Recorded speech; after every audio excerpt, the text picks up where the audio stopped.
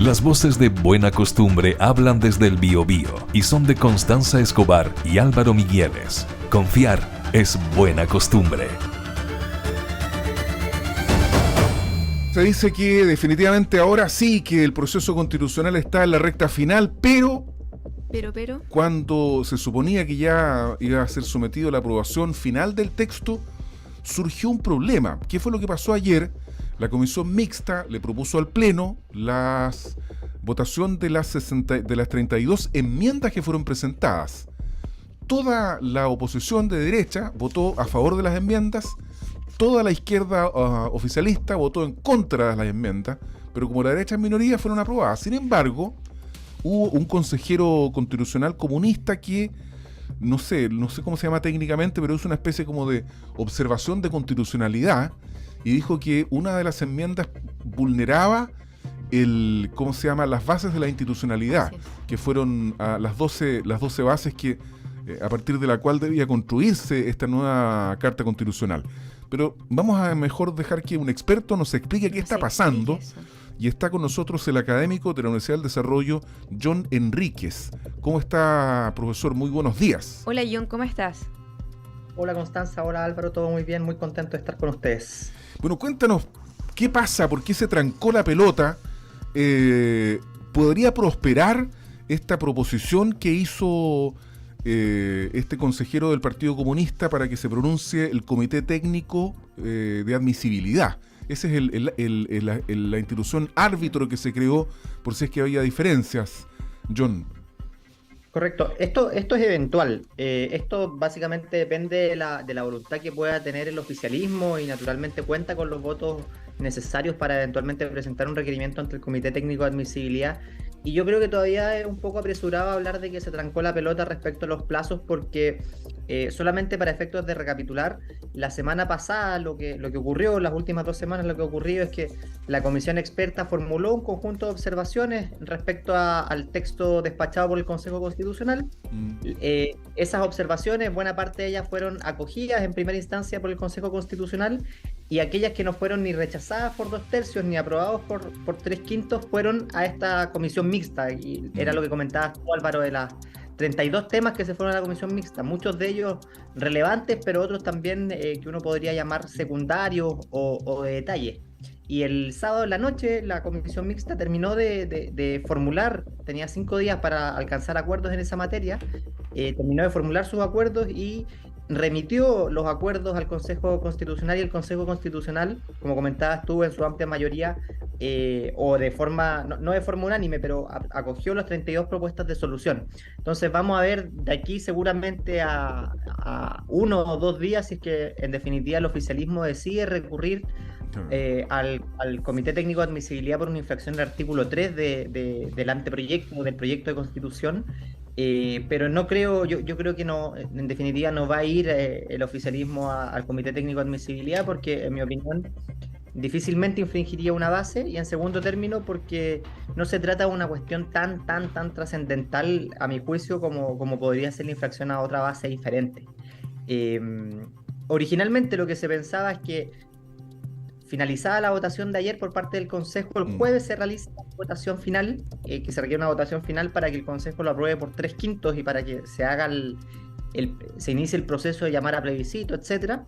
Y lo más probable es que esa votación tenga lugar el próximo lunes. El próximo lunes se terminaría el trabajo del Consejo Constitucional, se disolvería y se iniciaría formalmente el proceso, o informalmente en una primera instancia, pero después formalmente el proceso de la campaña con miras al plebiscito el 17 de diciembre. Y entiendo que hay 5 días para que finalmente se haga uso de esta, no sé cómo llamarla, reserva de constitucionalidad, digamos, pero yo también había leído algunos comentarios también de académicos como tú, en el sentido de que era muy probable que esto finalmente no se hiciera por parte del oficialismo.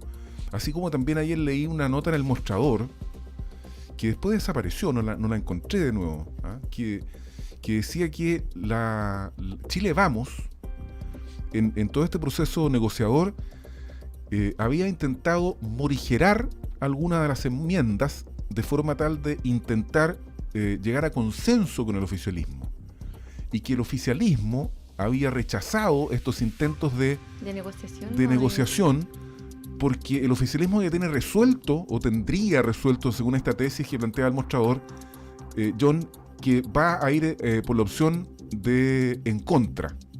Por lo tanto, no le convenía que se atenuaran, digamos, estas reformas, digamos, en el espíritu partisano, como le llaman, de lo que quiere hacer el Partido Republicano. Entonces dijo, no hagamos nada, dejemos así tal como está. Para que no gane la opción. Porque no así nuestra opción en contra va a tener mayor posibilidad de imponerse en la elección del próximo 17 de diciembre. ¿Ah? Pero eso son especulaciones más bien políticas, claro, no académicas, John. Por lo tanto, no sé si puedes pronunciarte tú respecto de eso, pero ¿cuándo finalmente se va a proponer el texto? ¿A fin de esta semana? ¿Decías tú el día sábado? Respecto al primer punto, sí, me gustaría resaltar simplemente porque me ha tocado seguir y acompañar este proceso desde el día 1, incluso desde el trabajo de los expertos. Lo que uno puede dar fe es que desde el comienzo del trabajo del Consejo Constitucional se generaron muchas instancias de negociación. Ustedes recordarán la mesa de negociación que se formó en su momento, que iba pimponeando los temas, iba discutiendo los temas, primero identificando los principales nudos y después tratando de encontrar algunas soluciones. Después, cuando ya está finalizando el trabajo del Consejo Constitucional, ustedes recordarán la irrupción de los expertos para tratar de encontrar más puntos de acuerdo, y también en la misma comisión mixta y en la comisión de los expertos, cuando se recibió el texto, también se introdujeron cambios importantes. Y prueba de ello, por ejemplo, es que nosotros dejamos hablar, por ejemplo, del rodeo, que en algún momento fue muy polémico, esa enmienda se retiró. Dejamos de hablar también, por ejemplo, de la eventual concesiones de los bienes nacionales de uso público, esa enmienda también se retiró. Me acuerdo de haberlo conversado con ustedes, de hecho, en este mismo programa, que hablamos de que la reducción de parlamentarios iba a ser 132 y no 138, se terminó con 138. Se habló también, por ejemplo, de que se iba a reducir el tamaño del Senado, eso no ocurrió. Se habló también de un conjunto de presentaciones originales que había hecho el Partido Republicano que o desaparecieron o se atenuaron. Por ejemplo, la objeción de conciencia institucional, que fue uno de los temas de la comisión mixta. O por ejemplo, el tema contribuciones, se atenuó de alguna u otra manera. Una de las críticas que se hacía a la objeción de conciencia institucional era, uno, que era una anomalía, y dos, que su regulación era excesivamente amplia y sin límite. ¿Qué fue lo que hizo la comisión mixta? La comisión mixta lo que acordó fue eliminar este apellido de personal e institucional, dejarlo simplemente genérico, y establecer que su ejercicio se iba a limitar a lo que establezca el legislador, y con eso reforzar su carácter de excepcionalísimo para justamente hacerse cargo de una aprehensión legítima, creo yo, del oficialismo, de que eventualmente se podía prestar para abusos o se podía debilitar el Estado de Derecho de esa perspectiva. John, ¿y qué pasó con la contribución de la primera vivienda? ¿Cómo quedó esa norma finalmente? En materia de contribuciones, lo que se criticaba en su momento era que no se hacía cargo de la realidad de las municipalidades y que además era regresiva. Esos eran los dos principales argumentos que se planteaban. Y la comisión mixta lo que terminó zanjando, y lo refrendó el Pleno en el día de ayer, fue que este era un complemento para el derecho a la vivienda, y que la vivienda principal del propietario y de su familia iba a estar exenta de contribución, no así la segunda, no así la tercera, no así la cuarta, y en el inciso segundo de ese precepto legal, en el articulado permanente, se estableció que se iban a poder establecer excepciones, que el legislador iba a poder establecer excepciones a esta exención. Un poco enredado, pero para hacer esto con los términos. Eso no estaba contemplado, digamos, fue un aporte de la comisión mixta. Correcto, y esas exenciones se iban a poder fundar en el avalúo de la propiedad, es decir, en el alto avalúo de la propiedad. Si yo tengo eventualmente una propiedad que vale $2 millones, seguramente el legislador iba a dejar fuera esa propiedad y le iba a cobrar contribuciones, como ocurre hoy día.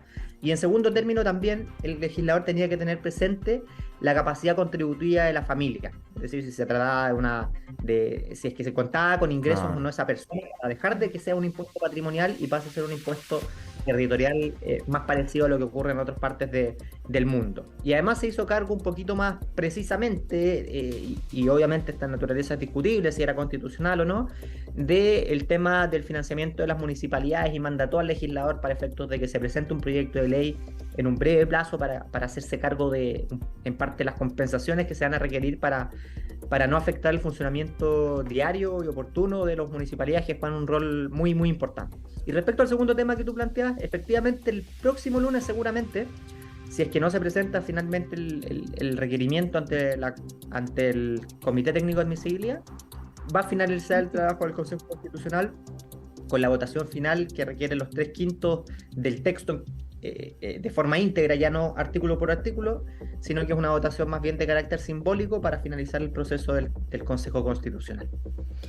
John, más o menos cierto, viendo el proceso, como tú comentabas, de que estuviste desde el inicio, incluso desde los expertos, ¿cierto? La comisión de expertos, ¿crees tú que este fue un proceso muy ideologizado? ¿O estuvo más bien más consensuado, permitió espacios para el diálogo, o no se generaron tantos acuerdos como debiésemos haber esperado nosotros como sociedad? Yo creo que este es un proceso cuya naturaleza era muy diferente al que tuvimos en la Convención Constitucional pasada, primero por la existencia de las 12 bases institucionales, los que da al menos certeza jurídica respecto a ciertos temas que nosotros o el Congreso consideró elementales y vitales de resguardar, como por ejemplo la existencia de 2 cámaras, un Senado y una Cámara de Diputados, como por ejemplo la existencia de un Estado social y democrático de derecho, entre otras consideraciones. Eso es un punto que lo que hizo fue otorgar cierta estabilidad y cierta certeza de cómo se iba a desarrollar el proceso. En segundo término, yo creo que es súper importante tener presente que en la Constitución uno podría decir que hay 2 tipos de normas. Normas de carácter orgánico y normas de carácter dogmático en el sentido de derechos. Las normas orgánicas, aquellas que regulan ciertas instituciones, creo yo que fueron menos polémicas o menos vistosas y quizás solamente particularmente seguida por especialistas, como por ejemplo la regulación del Poder Judicial, la regulación del Ministerio Público, justamente por su naturaleza, no son tan ideológicas. Habían discusiones respecto a cosas más bien jurídicas o de gobernanza de esas instituciones que, si bien generaron algún tipo de discusión, no nos quebraban de alguna u otra manera como sociedad. ¿Por qué? Porque los temas donde efectivamente hay mayor disenso como sociedad son en relación justamente a temas como los derechos. Y ahí justamente era de esperarse que iba a haber mayor discusión, y yo creo que la discusión también se dio en un tono más bajo que lo que se dio en la Convención Constitucional, y no vimos grandes exabruptos. Yo no vi, por ejemplo, la presentación de enmiendas en orden a eliminar, por ejemplo, el aborto en todo tipo de casos. Oye, a propósito, disculpa que te interrumpa, ¿qué pasó con esa norma finalmente? Se de la vida del que está por nacer, del derecho de quien está por, de la persona, del derecho de quien está por nacer. ¿Se pone en riesgo la reserva de constitucionalidad o la inconstitucionalidad de la norma que permite o que despenaliza el aborto en 3 causales? Y otra pregunta que me plantea un auditor acá es ¿por qué hay una parte de la iglesia evangélica que está llamando a votar rechazo? ¿Hay algún asunto ahí con la libertad de culto? Respecto al primer tema, sí. El proceso, la propuesta del Consejo Constitucional estableció 2 definiciones. Primero, que la ley iba a proteger la vida de quien está por nacer. Y eso es diferente a la regulación vigente de la Constitución del 80, que establece que la ley va a proteger la vida del que está por nacer. Sí. Hay un cambio en el verbo del qué y el quién. Y además la Constitución, la propuesta de Constitución del Consejo Constitucional establece que todo ser humano menor de 18 personas, todo niño es menor de 18 personas. Es persona. Pero, claro, efectivamente. Pero lo realmente importante es este cambio del qué y el quién. Y lo que han dicho los comisionados expertos, el Consejo Constitucional y también algunos académicos que saben más que yo, es que esta sola modificación por sí misma no deroga ni tácita ni expresamente la ley de aborto en 3 causales. Lo que puede ocurrir a lo sumo, y en un caso hiper ultra mega excepcionalísimo, es que eventualmente, posteriormente, un conjunto de parlamentarios eventualmente busque la inaplicabilidad o declarar la inconstitucionalidad de esta ley de aborto en 3 causales, pero aún así es un escenario, yo creo que 95% improbable o prácticamente improbable o imposible de cumplir por la composición del Tribunal Constitucional, porque se requiere un quórum de 4/5 de acuerdo a la propuesta de Constitución para declarar la inconstitucionalidad de una ley, y dado la forma que se van reemplazando los ministros del Tribunal Constitucional y cómo se integra el Tribunal Constitucional, resulta bastante complejo que justo se dé el momento en que 4/5 de esos ministros del Tribunal Constitucional sean de una u otra manera lo que uno pudiese llamar ministros conservadores o cercanos a esa visión de sociedad que plantean una negación o una prohibición total de del aborto. Entonces yo creo que esas críticas son infundadas, me parece que son injustas y que justamente no va a generar ningún cambio, al menos de corto o mediano plazo, respecto a la regulación del aborto en 3 causales, y así lo han dicho públicamente los comisionados y los consejeros, y cuando uno ve la regulación un poquito más específica también se puede quedar con esa certeza. Y respecto al segundo punto, la verdad es que desconozco cuáles pueden ser las razones de esa iglesia evangélica en particular para llamar a votar en contra, pero yo lo que veo es un robustecimiento justamente de la libertad de expresión, y una deferencia también justamente con la espiritualidad de las personas en este proyecto, sin necesariamente invadir lo que yo creo que es un pilar esencial en cualquier democracia moderna y liberal, que es la separación iglesia-estado, que le da garantía a todas las personas para que puedan profesar su culto. John Enríquez, académico de la Universidad del Desarrollo, conversando con nosotros de esta recta final del proceso constitucional, dando a conocer su punto de vista respecto de las normas que están en discordia y que evidentemente, la postura que ha mostrado aquí John Enríquez no se aviene mucho con la que manifiesta el oficialismo, que votó unánimemente en contra, digamos, de todas las enmiendas. Fueron 17 votos en contra de todo el oficialismo. Oye, pero mira, el a favor sube a un 31%, los indecisos están en un 15% según la última CADEM, y un 54% va por el rechazo. Sin embargo, un 65% cree que se va a rechazar este proyecto. ¿Qué crees tú, John? Así muy breve, porque sé que Álvaro me va a matar con el tiempo. No, si yo no mato a nadie. Soy indefenso. Yo creo que queda mucho todavía para el 17 de diciembre y que efectivamente las encuestas son bien consistentes en que el apruebo lo tiene cuesta arriba, pero prefiero no hacer opinología respecto a resultados futuros, que no es mi ámbito de acción, pero claro, efectivamente la bien decidora. Gracias, John Enríquez, académico de la Universidad del Desarrollo. Que esté bien, ¿eh? Muy bien, mucho ánimo con el doctorado, Connie. Gracias. Te lo veo. Las voces de Buena Costumbre hablan desde el Biobío y son de Constanza Escobar y Álvaro Migueles. Confiar es buena costumbre.